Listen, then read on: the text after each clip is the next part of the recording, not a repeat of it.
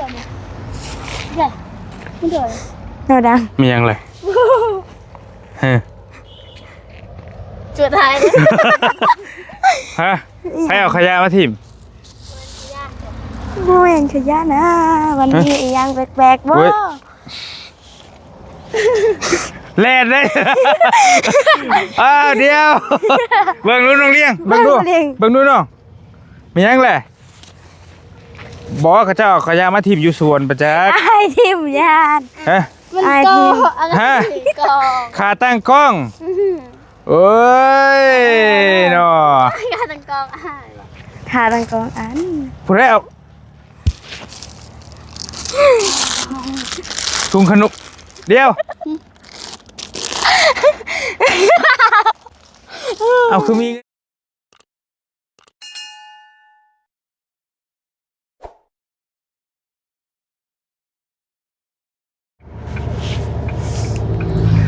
พี่น้องกราบทักทายเด้อพี่น้องเด้อทักทายสบายดีและสวัสดีย่ามบรรยากาศตอนสีแรงๆยักวันทั้งบนท่านแรงไปเลยดอกพี่น้องช่วงมันครึมๆในจังหน่อยมันนี่ก็ได้เนาะพี่น้องเนาะทักทายสบายดีกันอยู่รถเด้อพี่น้องเด้อบอลี่กำลังสีเดินทางไปหาสามสาวสีเอาเงินไปเซอร์ไพรส์ทางน้องน้องเลี้ยงก่อนมีผู้ใหญ่ใจะดีเพิ่นฝากเงินมาให้บอลี่เป็นกำลังใจให้น้องเพิ่นแน่ว่าซั่น3,000 บาทนะพี่น้องเนาะเพิ่นให้บอลี่เอาเงินให้น้องเพิ่นเลยได้เฉพาะน้องเลี้ยงเด้อพี่น้องโดยเฉพาะน้องเลี้ยงคนเดียวเพิ่นฝากมานะพี่น้องเนาะบอลี่ก็สิเตรียมจักสิเฮ็ดแนวใดสิหาเบิ่งสิหาหม่องใส่ก่อนจะเอาไปเซอร์ไพรส์ให้น้องเพิ่นสิใส่แนวใดดิสิใส่ถุงนี่บ่รู้ว่าจังไดยัดไว้สิบ่มันก็เดี๋ยวจะให้น้องผมได้หนึ่งก้อนพี่น้องก็มีกำลังแรงใจบางทียัดก่อนอีกบ่โอเคก็เมื่อวานนี่กับน้องเพิ่นคือกระทึกอยู่กับทั้งน้อยใจทั้งเสียมุกเสียใจเอียงต่างๆจักชิวาแน่ใด พี่น้องนี่เนาะจะเอาไปเซอร์ไพรส์น้องเพิ่นก่อนนี่เป็นไม้กันสั้นบอลลี่เดี๋ยวจักสิเฮ็ดจังไดเดี๋ยวสิเตรียมการก่อนเซอร์ไพรส์น้องเลี้ยงก่อนพี่น้องเลี้ยงเฮาพอดีเมื่อวานนี่หลังจากบอลลี่มอบรถจักรยานหรือว่ารถถีบไฟฟ้าให้ทางน้องแต่งจริงแหละและทางผู้ใหญ่ใจะดีเพิ่นก็เห็นแล้วเพิ่นก็เลยว่าเอาเงินมาให้เป็นกำลังใจให้น้องเพิ่นแนวเฉพาะน้องเลี้ยงคนเดียวเนาะแล้วก็เมื่อวานนี่บอลลี่ได้มอบรถถีบให้แล้วก็มีพี่น้องก็เว้าไปต่างๆนานาว่าบอลลี่เฮ็ดให้น้องเพิ่นเสียมุกเสียใจบ่อีหยังหลายอย่างอยู่เนาะพี่น้องเนาะอันนี้กับบอลลี่เองกับแมนก็เข้าใจพี่น้องกับถ้าว่าผิดทั้งพ่อแม่พี่น้องก็ต้องขอโทษขออภัยหลายๆก่อนหน้าหันบอลลี่เองก็ได้ได้บอกน้องเพิ่นแล้วได้บอกว่าถ้าคนใดคนหนึ่งได้หันชุนเจ้าอย่าเสียใจเด้อบอกแล้วบอกหลังไหมน้องเพิ่นว่าบ่เป็นหยังเฮาเป็นพี่น้องกันนะเฮาเป็นพี่น้องกันบ่เป็นหยังอ้ายเฮายินดีภายได้เฮาก็ดีใจนำนะคือบอลลี่บอกน้องเพิ่นเกริ่นไว้แล้วบอลลี่ก็บ่ฮู้แน่สิเฮ็ดว่าสิเฮ็ดจังใดนะคือพี่น้องหลายคนเห็นว่าบอลลี่เอาแหละเป็นเอาความรู้สึกของน้องมาล้อเล่นอีหยังต่างๆก็บ่เป็นหยังเนาะแต่ว่าบอลลี่บอกน้องเพิ่นเกริ่นไว้ล่วงหน้าแล้วว่าบอลลี่สิต้องให้คนใดคนหนึงจังได๋น้องก็อย่าเสียมุกเสียใจเด้อให้แบบใดก็เสียใจคือเก่านะพี่น้องความหมายว่ามันบ่ได้คู่คนเนี่ยมันได้ผู้เดียวแล้ววันนี้นะพี่น้องก็บ่เข้าใจว่าบอลลี่เฮ็ดไปเฮ็ดหยังเฮ็ดไปเพื่อหยังอีหยังสินะคือบอลลี่ว้าวหั่นแหละบอลลี่บอกไปแล้วน้องเพิ่นก็ยินดีโอเคบ่เป็นหยังบ่ได้อิจฉากันแหละก็สิมาร่วมยินดีนะมาร่วมสร้างสีสันนำมาร่วมแสดงความยินดีนำน้องเพิ่นนั่นแหละภายได้ก็ย่าหั่นนะทั้ง3คนก็โอเคยินดีแล้ววันนี้แล้วก็บอลลี่มันเฮาเฮ็ดก็เฮ็ดเซอร์ไพรส์กันปกติที่เคยเฮ็ดนั่นแหละแล้วเมื่อวานนี่ก็ทีมงานหลายคนถ่ายคลิปนํกันแล้วก็พากันเฮ็ดหยอกน้องเพิ่นแน่ต่างๆนานาแล้วก็แบบเดียวก็บอลลี่ไปเซอร์ไพรส์น้องพันธุ์นั่นแหละไปเซอร์ไพรส์น้องพันธุ์เอารถจักรไปเซอร์ไพรส์น้องพันธุ์ก็มีทั้งน้องพรค่ำเล่นมานํกันเบิด2คนเพิ่นก็คือน้องพรคำมาเห็นบ่ได้แต่ก็เสียใจก็เป็นเรื่องธรรมดาได้พี่น้องเพิ่นอยู่น้ำกันได้ซะเฮาสิไล่ไปน้อง2คนไปผัดแฮงแย่ง ที่ฮักมักที่ช่างอีกมันแห้งบ่คักนะมันจำเป็นแบบว่าต้องได้เฮ็ดชื่อว่าแล้วใด คือให้แบบใดก็เสียใจเบิดคือเก่านะแต่ว่าบริเกินไว้แล้วบอกไว้แล้วว่าจังใดน้องก็อย่าเสียใจเด้อกันคนหนึ่งได้เพราะมันเป็นเจตนาของผู้เพิ่นให้นะแต่วันนี้บางคนก็เพิ่นบ่เข้าใจแล้วก็อยากตำหนิตีเตียนเข้ามาลายอยู่เนาะเอาละบริว่าลายก็เดียวสิหาว่าแก้โตนั่นโน่นนี่มันก็อาจจะถึกตาพี่น้องเน่บ่ถึกเน่ก็ต้องขอโทษขออภัยหลายๆเด้อพี่น้องเด้อถ้ามันเนี่ยมันแต่มันบ่ดีก็สิพยายามปรับปรุงแก้ไขบ่ลีก็ได้แต่ว่าก็พิจารณาเบิ่งกันหลายคนแล้วก็ไปคุยกันก็ว่ามันบ่ฮู้แน่สิเฮ็ดเพิ่นอยู่นํกันนะไปเห็นเพิ่นเห็นรถบอดี้เลนเข้ามาเพิ่นก็เลนเข้ามาหาบัด3เฮาสิไล่แบบโอเคแต่งอันน้องเลี้ยงกับน้องใจดีไปบ่ต้องมาเดี๋ยวอ้ายสิคุยกับอันแต่งจริงคนเดียวแบบนี้ก็บ่ได้อีกเด้พี่น้องมันว่ายากอีหลีเฮาก็เลยแบบแต่ว่าเฮาก็เลยต้องดักน้องไว้ว่าถ้าคนใดคนหนึ่งได้เนี่ยเจ้าอย่าเสียใจเด้อบอกไว้แล้วเกินไว้แล้วนะแต่ก็น้องเพิ่นก็ยังเสียใจคือเก่าเพราะว่ามันบ่ได้เฮ็ดจะได้ซะ เอาก็เลยว่าโอ้มันโมโหแน่สิเฮ็ดแล้วก็พี่น้องก็มีหลายเสียงบางคนก็เข้าใจบางคนก็บ่เข้าใจแต่ว่าก็อย่าละมันผ่านไปแล้วบ่เป็นหยังพี่น้องเอ้ยถ้ามันเนี่ยมันบ่ดีก็บ่รีสิพยายามปรับปรุงแก้ไขก็ต้องขออภัยนำหลายๆเนาะไปแล้วว่าได้มันแห้งสิยาว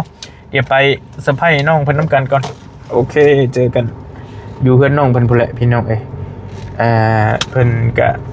มีรางวัลเดี๋ยวมีรางวัลหลายอยู่ทางน้องๆเพิ่นนี่ก็ติดตามไปนํกันน้องที่บ่ได้นะน้องที่เพิ่นบ่ได้เพิ่นก็มีรางวัลให้หลายคนอยู่ดอกพี่น้องเดี๋ยวไปเบิ่งนํกันเนาะติดตามในเคสทีมงานเฮาแนะนำกันหลายๆคนว่าสิเป็นจังได๋ไปพี่น้องไปโอเคมาฮอดน้องๆเพิ่นเลยพากันอยู่ทางใดคือว่าพากันไปอาบน้ำบ่พี่น้องเอ้ยบอลีกับนี่เด้อพี่น้องเห็นพี่น้องคอมเมนต์มาป้าบางคลิปก็ไลน์เฮงว่าติดต่อบอลีบ่ได้นั่นนู่นนี่ว่าเฟซบอลีติดต่อมองใดจังใดนี่เด้อพี่น้องเฟซบอลีบ่าวแล้วก็เว้นวรรคลีบ่าวลีนะพี่น้องเนาะนี่อีกเฟซนึงตัวอีกเฟซนึงก็ตัวนี้บอลีใช้หลายเฟซบางคนก็ว่าตัวใดเพจจริงเพจปลอมตัวนี้เด้อพี่น้องเด้อนี่อันนี้ก็อีกเพจนึงนี่ก็แมนของบ่าวลีสายบุญรูปโปรไฟล์อันเดียวกับ YouTube บอลีเลยอันเดียวกันตัวนี้ก็แมนของแท้เนาะ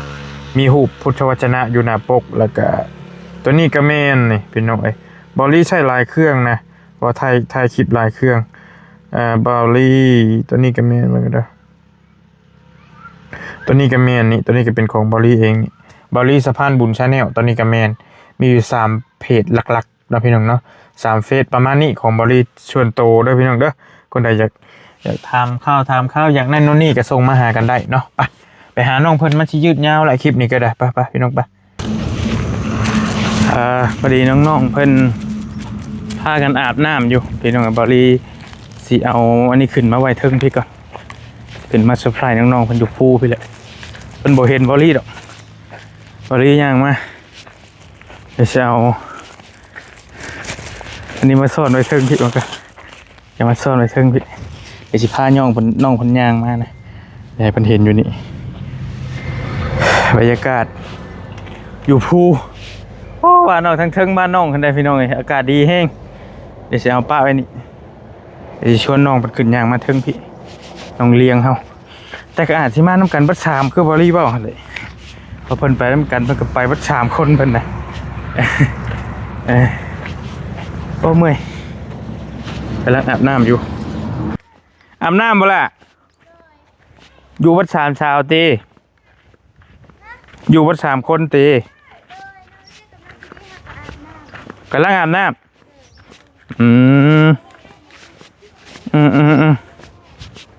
อาบน้ำอยู่ใส่ใกล้สิแล้วแหละ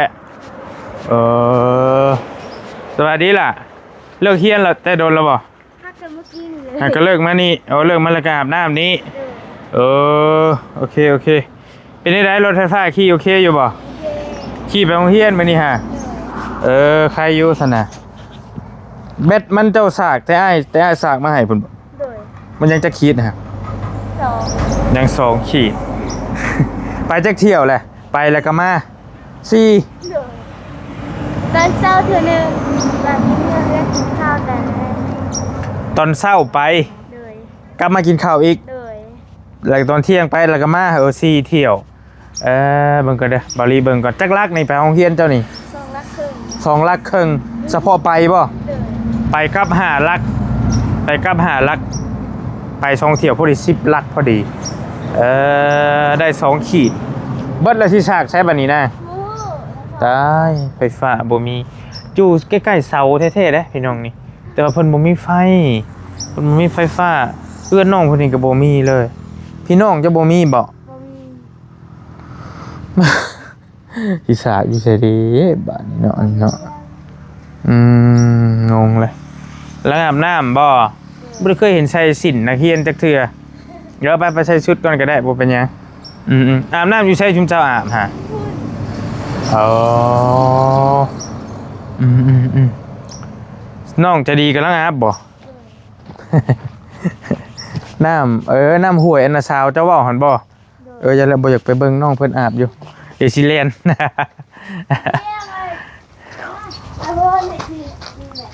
อันนั้นก่อนพี่จะมาหาพี่ก่อนก็ได้น้องผมกำลังแต่งโตพี่น้อง2 สาวเพิ่นขึ้นมาพี่ก็ได้ละนั่งคอนไม้ก็ได้ไหมโอเคอันนี้ไม้เพิ่นเอาไม้เฮ็ดหยังนี่น้องไม้เฮ็ดพื้นอ๋อโธ่แต่โคบอยู่เห็นลุงเฮิมเอาหยังมามอบให้เจ้าเงินมอบเงินบ่ โดย มอบเงินเท่าไรฮะ5 ล้านโธ่5 ล้านผู้ โดยเอามาให้เฮ็ดหยังให้ไปซื้อดินจี ไว้ซื้อดินจี โดย ไว้ซื้อดินจีก่อเฮือนบ่ โดยโอ้ซื้อดินจีที่เฮ้ย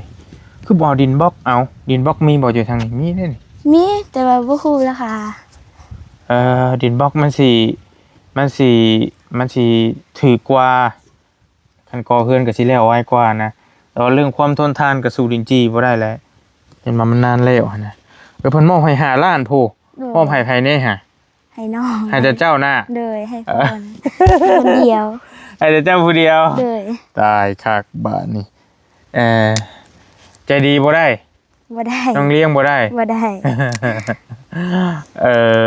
ก็บาปแต่จะว่านอนให้แล้วไปจาก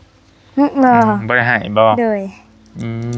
ได้ยินว่าน้องเรียกว่าลุงเฮิมสิซื้อรถให้แล้วถือไฟฟ้าเด้บ่เลยโอ้ให้น้องว่าลุงเฮิมสิซื้อบ่ให้น้องเลี้ยงนะเลยโอ้คักแล้วมันบ่สะไพร่แล้วบอกก่อนเลยแล้วบอกก่อนเลยบอกเลยพี่น้อยชื่อให้แต่ชื่อให้ไผนี่ฮะน้องจะดีน้องเลี้ยงชื่อให้2 คนเลยโอ้พี่เล็กอันใดก็ได้บ่ฮู้ว่ารักซื้อบ่ก็หยอกชื่อบ่จักติบ่ฮู้บ่หยอกติเฮ้ยพากินข้าวกับหยังมื้อนี้เนาะแต่เช้านะเจ้าแกอันนั้นข้าวต้มกินข้าวต้มโดยอันนั้นสาวเฮ็ดข้าวเปียกกระดูกหมูโดยพี่น้องมื้อนี้วันอังคารเนาะแม่นตะวะโดยวันอังคารน้องเพิ่นก็เข้าโรงเรียนตามปกติไปโรงเรียนขี่รถถีบไฟฟ้าไปมีหมู่ท่วงบ่ให้บ่มีบ่มีหมู่ว่าสิอยู่โรงเรียนมีกะสิทนอยู่ดอกแต่ว่าปัญหาคือน้องสิสากแบตนี่แหละยากพอรีเบิ่งพี่น้องยากแน่ๆเลยสากแบตอยู่ไสเด้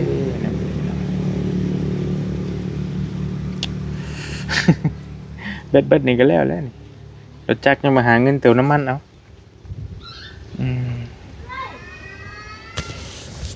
เจ้าก้าวว่าสิไปสากใช่ซั่นล่ะ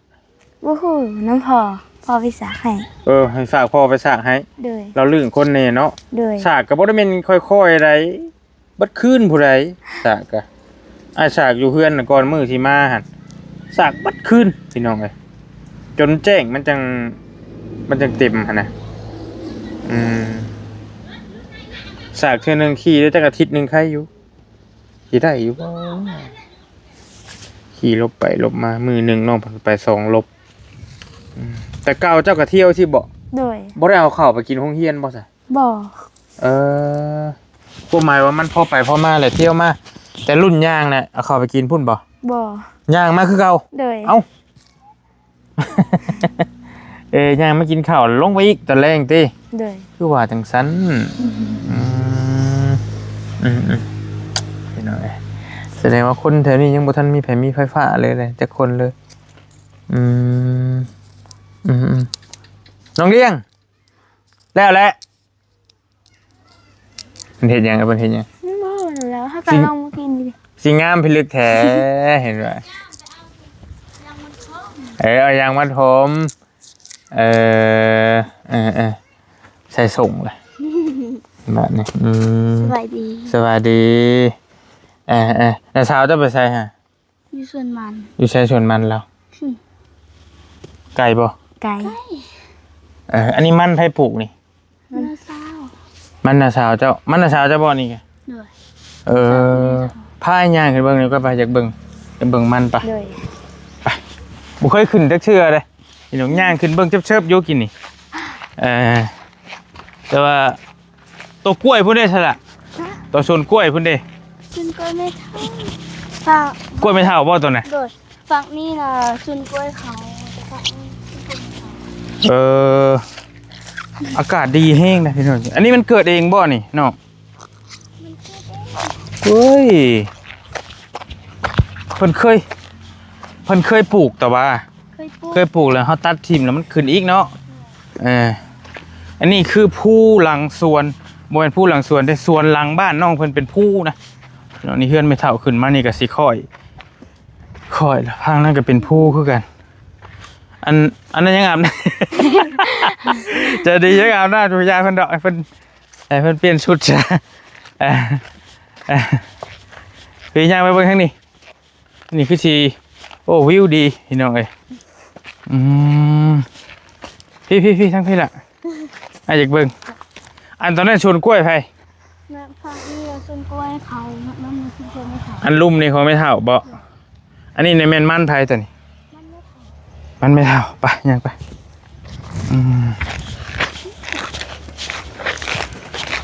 ปีหน้าบ่จังสิได้กลน้อง12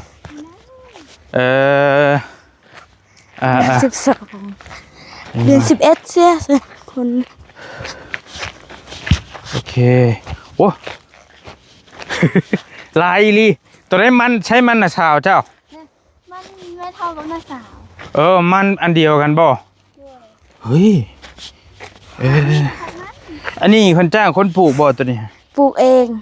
ปลูกเอง โดย บ่ได้หดน้ำหดหยังเลย บ่ เสียบค่าดินแล้วก็แล้วเลยกล้วยตัวนั้นก็แม่นแต่บ่งามปานใด แต่ผักอันนั้นทางนั้นกล้วยเขา ฝั่งนั้นบ่แม่นอีกเป็นภูเป็นลูกแต่ว่าลูกบ่ใหญ่ตา หลากหลาย แม่นเบิดเลยนี่ที่ขายเบิดนี่ได้จักล้านล่ะสมมุติว่า 15 ล้าน 15 ล้านเอ้ยยาแล้วแต่งามแล้วแต่มันงามบ่งามสิบ่ โดยมันงามกับ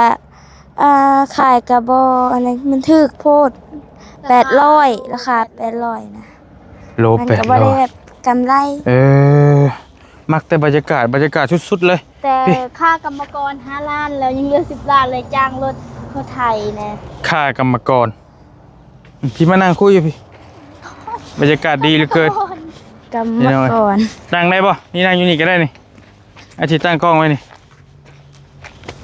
นั่งอยู่ค่ะ ได้นั่งอยู่นี่ก็ได้ อยากจะเอา นั่งลง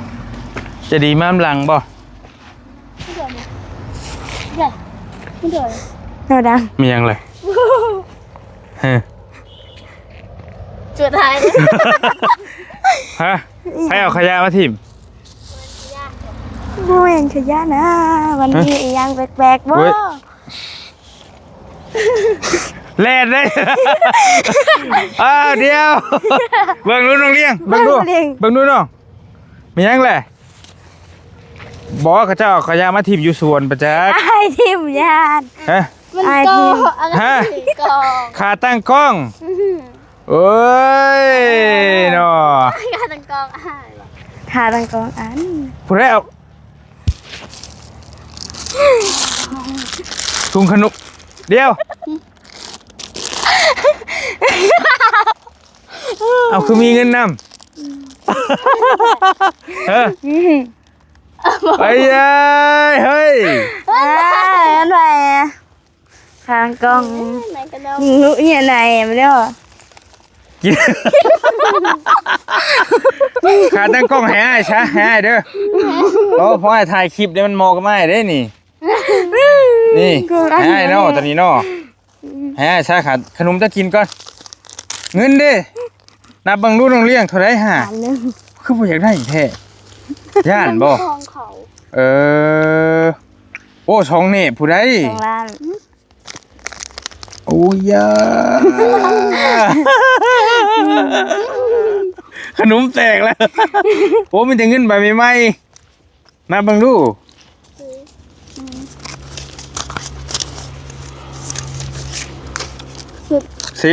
ตัวนั้นเด้นับเบิ่งดูตัวไหนเอาขนมมาบ่ได้ยันเบื่อจังได้กินเซยโอ้ยอันนั้นเบิ่ง ล้านนึง นับเบิ่งก่อน 10 ล้าน2 ล้าน 2 ล้านโอ้ยา ไอ้เก็บ ฮะให้อ้ายบ่เจะบ่อยากได้บ่โฮมไปซื้อรถไฟฟ้า บ่แม่นเงินข่อย ฮะ บ่แม่นเงินข่อย อ่ะมันบ่แม่นแล้วมันอยู่สวนมันไม่เท่าเจ้า โอ้โหเงินเขาปะแล้วปะไว้นั่นเลยให้เขามาเอาคืน ตัวแท้ว้าว อ้าวแท้ อยากได้เจ้าอยากได้รถถีบอยู่บ่แม่นบ่ แต่ก็บ่แม่นเงินข่อยเขาสิเอาที่หยังใครได้รถทิพย์ก็ต้องหาด้วยเฮือแห้งเขาเองแม่นเอาเงินคนอื่น เออตกใจได้มันเพิ่นก็ได้อ้ายซื้อรถถีบหั่นเอาแต่จริงๆหั่นมัน 5,000 ตัวนี้มัน2 ล้าน เพิ่มอีกล้าน เมื่ ป่ะ อ้าย บ่แม่ บ่อ้ายสิไล่ให้ฟังว่าเงินนั่นอ้ายซื้อรถจักรยานหั่นน่ะคือของแต่งจริงน่ะมัน3 ล้านปลายคันสมมุติว่าอันนี้เจ้าเอา2 ล้าน มันเพิ่มอีกล้านปลายมันก็ได้แล้ว อยากได้รถทิพย์แล้ว ฮะ อยากได้รถทิพย์ได้เฮือนอยู่กว่า บ่อยากได้รถถีบแล้วอยากได้เฮือนบัดนี้ ทิพย์เก่าแล้วก็ทิพย์ได้แล้วนี่ได้เฮือน เอา แท้ คือกันเหรอ โอ้ยรถถีบบ่เอาแล้วบ่อยากได้แล้วขี่รถถีบ แล้ว ขี่รถถีบบ่าวบุญเอามาให้ก็อย่าเอา ถ้า ไป มีเงินก้อนจึงคือรถจักร ได้เฮือนแล้วได้เฮือนอยู่ก็พอ ก็เอาไปเลยลำบากนี่เบิ้งเจ้าหมุนเจ้าหันหน้ามานั่งพี่มันค่อยเพราะอาชิอยูลุมค่อยเอานั่งคนละฟังก็ได้จะนั่งนั่งได้อยู่เต้บ่เปื้อนเต้พี่น้องเอ้ยเฮ็ดได้บ่ ได้หมดละได้หมด กินเอากินแซ่บอีหลีอันนี้ขนมนบ่ได้ย่านโอ้ยเนาะขนมบ่ได้ย่านเบื่อได้กินเอาเบิ่งหาไอ้ขอถุงดำๆแน่ถุงดำๆนะไอ้สิเอาแล้วตัวนี้โอ้ยขาตั้ง ของไอ้คือเนาะ คือฮู้ว่าของไอ้ชื่อ เอาเห็นอยู่ไอ้คือทงยังบ่เห็น คือตาลักเด้อเจ้าเห็นบ่ เห็น ฮะบ่เจ้าเห็นผู้นี้เห็นบ่ คือจำแบบ บ่เจ้าฮู้บ่ว่าไอ้มาไว้กินนี่ บ่ฮู้เขาคิดว่าพ่อคองคือซิมพยะแท้ๆ เจ้าบ่ได้จักกะหรี่บ่ บ่ แต่ผู้นี้เห็นอยู่นี่ เธอมันนี่ แต่ผู้นี้เห็นผู้นี้ตาดีโอ้ยบ่ไหวนั่งลงก่อนนั่งลงแหละนั่งลง เดี๋ยวต้นด่างเลยนะโดยประกาศกัน ตาดีอีหลีน้องแต่จริงเอ้ยตาลักอีหลี ห ดอ น้าทำจะเกาะไอ้กู สู้น่ะ ไปจะล่างเธอแหละ น้อยอย่าทำจะละหัง โอเคพี่น้องกินแซ่บบ่ขนมปวดแล้ว ไม่ให้เลยจ้ะสิ เบิ่งไอ้สิเบิ่งก่อนสัญญาณได้อยู่นี่1 ขีดพี่น้องเอ้ยพอได้อยู่ใครเอาให้เอาบ่ฮะ ให้แท้บ่ เอาวะล่ะเบิ่งกันเลื่อนเบิ่งกัน ตับกู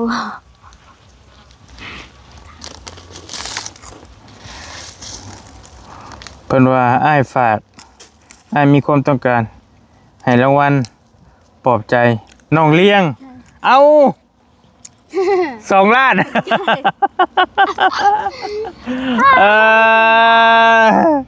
อ้ายเอาให้อ้ายเพิ่นฝากมาให้เด้อล่ะเด้อเบิ่งชื่อเพิ่นก่อน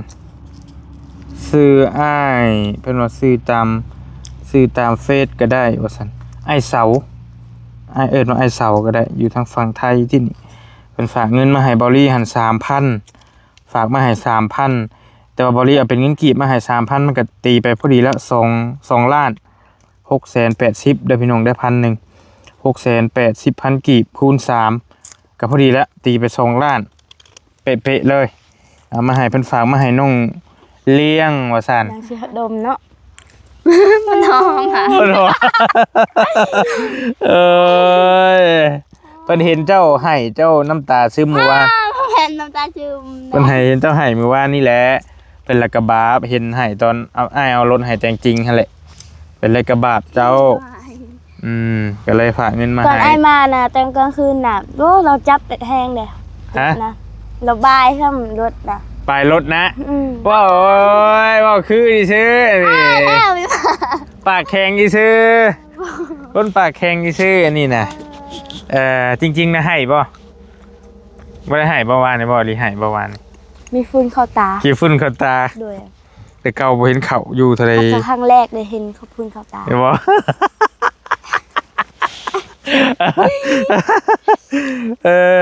เอาถามต่อสิเอาเงินไปซื้อหยังบัดนี้ล่ะ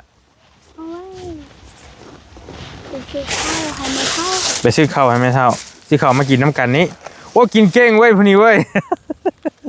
กินแล้วรอยหยอกกันสิอากาศดีมากแต่อากาศสุดยอดเลยพี่น้องอากาศอยู่ภูเรือนน้องเพิ่นป้าเธอเจ้าบอกน้ำไอ้กินนี่ว่าอยากได้เฮือนบ่อยากได้รถถีบเลยโบได้เฮือนเมนยูเฮือนกับเจ้ากับรถถีบมันก็ยังว่าใครนี้ 2-3 ล้านนะซื้อได้เฮือน 2-3 ล้านเฮ็ดบ่ได้หลาย กว่าจะได้ 5 ล้านฮักกระซื้อแต่จริงๆได้ อยากได้เคลื่อนมากกว่า เป็นอย่างน้อยๆเป็น7-80 ล้านผู้ใดเฮือนจักได้ทางเฮาเฮ็ดตีฟ้ากระจาดหน่อยๆนี่มันได้หรือว่าคันเฮ็ดคักๆได้ โธ่ บ่ได้เป็นของค่อยๆเด้เลย ดูสิได้เคลื่อนมันแต่ละล่างมัน ก็แล้วแต่เจ้าอยากได้เฮือนไว้อยู่กับพ่อสิน่ะ เหนื่อย ยังบ่เคยเห็นพ่อเราจักเทื่อเอาให้นี่ใช่แล้วนะอยู่กับพ่อ2 คนเพราะว่าพ่อเพิ่นเลิกกับแม่แล้วน้องหลาเพิ่นนี่น้องเนี่ยสิเฮียบ่ได้แล้วน้องเพิ่นอยู่กับพ่อนะกำพร้าแม่นะเท่าไรก็ได้พ่อเจ้าสิบ่เมียบ่ล่ะ บ่มีเงิน ฮะ บ่มีเงิน บ่มีเงินแต่งเพิ่นเรายังหนุ่มอยู่บ่ฮึ 37 38 ซ้ำกันแล้วก็ลุงเหิมเอาลุงเหิมไป37บ่แล้วก็กำลังสิโม40เลย แล้วว่าลุงเฮิม41 แหน่ลุงเหิมเท่ากว่าอีกซะ บ่น่ะฮักกิบายอายมายังกิอายเหรอ เนาะอะไรฉันล่ะ อะไรจะ30มื้อจะไปอยู่ ฮะไปให้คือรุ่นอายก็คือ37อะนะ เบิ่ง40ได้ ฮะ 40นู่น แสดงว่าลุงเหิมนี่เป็นอ้ายพ่อเจ้าอีกนะ ต้องมาเบิ่งคลิปบ่บุญแล้วเห็นแล้วพอแล้ว คลิปบ่บุญ คลิปบ่บุญ บ่บุญสารวัตรบ่ โดย โอเคอยากได้เฮือนอยู่กับแม่อยากกับพ่อติ ด้วย ก็แสดงว่าพ่อเรายังบ่ได้เฒ่าปานใดเด้นี่พี่น้องเอ้ยยังหนุ่มๆอยู่พ่อไปพ่อมาอยู่อมยิ้มยังไงพอดี เสร็จแล้วเป็นคนมา ถ้าจนหมดยังเหลือถุงเดียว เป็นคนมากินขนมอันนี้จะมากินขนมบ่ล่ะ แล้วมันกินของ มากินของหวานอนาคตจะสิอ้วนคืออ้ายเด้ออ้ายสิบอกให้ ตอนนี้อ้วนแล้ว อันนี้อ้วนแล้วตะกี้จ้อยกว่านี้บ่ จะกี้จอยแห้ง นี่นะ ไปกินหยังคืออ้วนบัดนี้ ข้าวกินขนม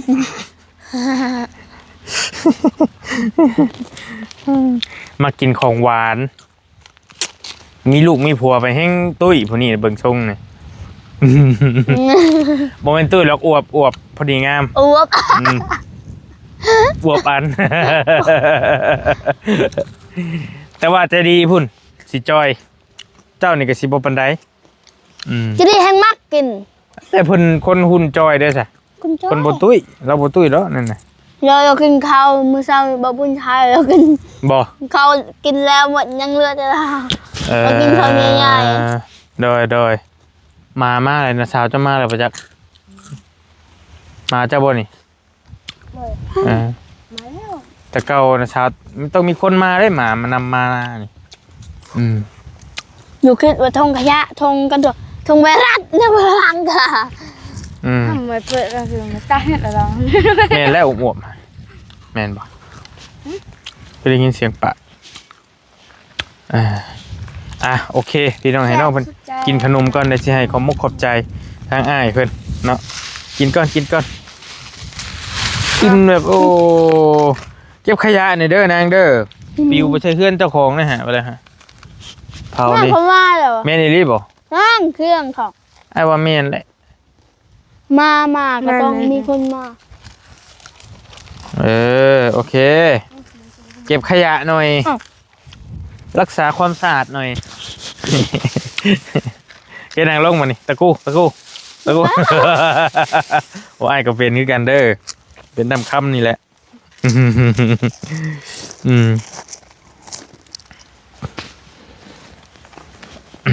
มาแล้วมันคำเลยไอ้ถามไม่ดีเสียใจเมื่อวานถามไม่ดี ไม่ใช่สา คือให้ใช่ ยิ่งใหญ่คืออะไรรถไฟฟ้า ดีใจได้รถไฟฟ้า ใจจนมาบ่มีใครมาให้รถ เล่านี่จะบ่น แปลว่าลูกนะสาว ลูกนะสาว น้องแม่จะดี น้องก็เป็นน้องแต่ว่า เอ้าเราเด็กก็ต้อง เราอายุหลายกว่าสิแม่นบ่นะสาว บ่ยังไม่ทันมา บ่ทันแม่นบ่บ่แม่นบ่แม่นผู้หลังเลยก็บ่แม่นบ่ บ่แม่น ผู้ ย่างก่อนไม่เท่า ผู้ย่างนี่ไม่เท่าเจ้าโอเคกำลังมาแต่ให้จะสวน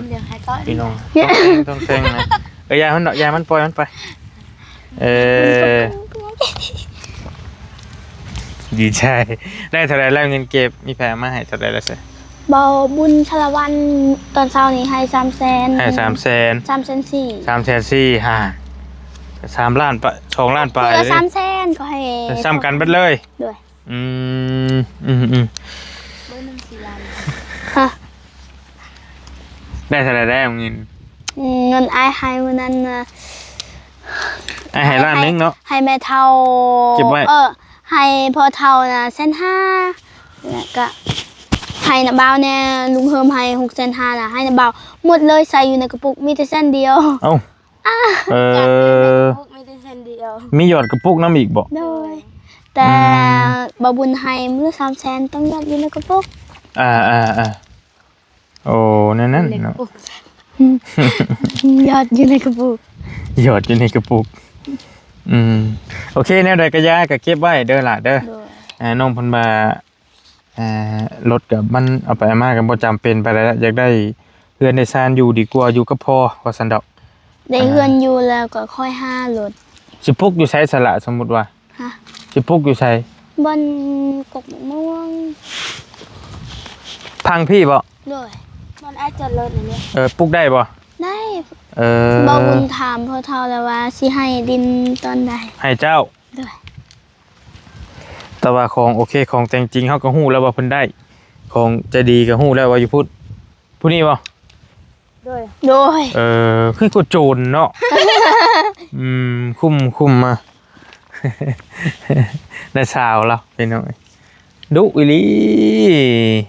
บ่มีไผอยากได้เป็นลูกไผ่นี่เนาะดุแท้ดุว่าไปเด้อกินขนมเด้อ นายดอก เบิดเลยบ่จ๊ะ ยังเรืออันตรงนี้อยู่นี่ผู้นี่กินลาย ฮะ กูไม่ไปจะได้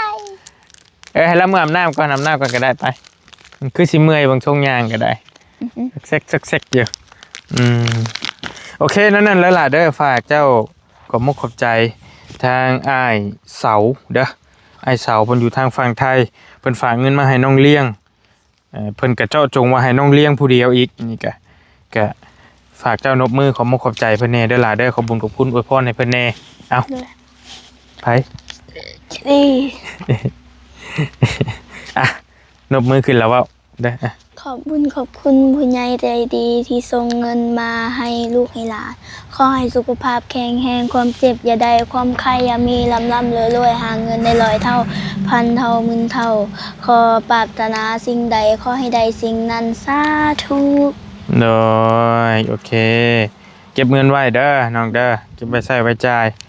จะได้กันเลย ใช่ดอมเลย 2 ล้าน ข้างล่างเมื่อท่านอยู่ว่าคือพี่น้องเพิ่มให้5 ล้านปุ่น โอ้ยน้องละข่อย จะดีนะไก่ ยังจอยสวัสดีน้องละเอ้าสวัสดีให้อาบน้ำแล้วบ่โอ้ยเนาะผู้นี้ก็ยังบ่ทันได้บ่นี่ยังบ่ทันได้หยังบ่ ป้อน กระบาบจะดีบัดเฮ็ดได้เด้ เจ้าจะไหน เลี้ยงก็ได้เลยเลี้ยงได้เด้เด้ มีกับแบงค์ ยังบ่ทันจะดีบ่ทันได้ซ้ำ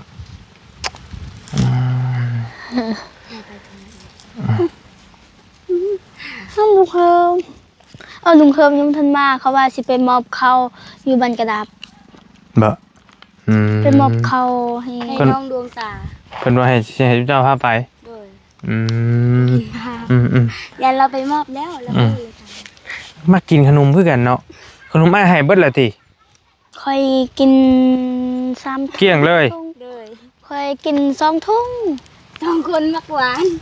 2 คนเจ้านี้ โดย ผู้นี้บ่มัก บ่มา สิมักเปรี้ยวๆจังหน่อยเบิ่งทรงคนแม่นบ่มักส้มบ่ นอกกระทั่ง สมกับบริมักปานได้ มัก จางๆ มักจืดๆจางๆโอ้ เพราะว่าเขากินอันนั้นแบบว่าเขากินของหวานแล้วมันจะอ้วก แม่นบ่ มาก มันแซ่บ ผูกก เลย อกทุงเลยผู้นี้ เออโอเคได้แล้วเด้อสมควรแก่เวลาถ้าง่ายก็เอาเงินมามอบให้แล้วแต่เจ้าสิใช้สิจ่ายเด้อน้องเด้อเพิ่นฝากให้ว่าเอาเงินสดมาให้เลยไอ้ก็เอาเงินสดมาให้เลยแล้วแต่เจ้าสิเก็บไว้ก็แล้วแต่สิเอาไปทำไปเฮียนบ่หรือว่าแนวใดก็จังว่ากันสุดแล้วแต่เจ้าตัวน่ะก็บ่ได้มีแนวจำเป็นใช้ตีบ่ได้มีแนวซื้อตีตอนนี้ก็ได้เก็บไว้ก็ผู้ใหญ่เพิ่นมาให้โฮมมาให้ลายก็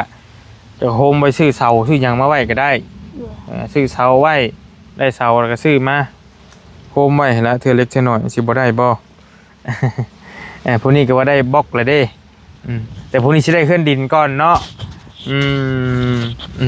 เคลื่อนไปได้จังหวะจะได้เคลื่อน เพื่อนแบบจริง เคลื่อนไปแต่งจริงนี่ ปีแรกสีแล้วเนาะ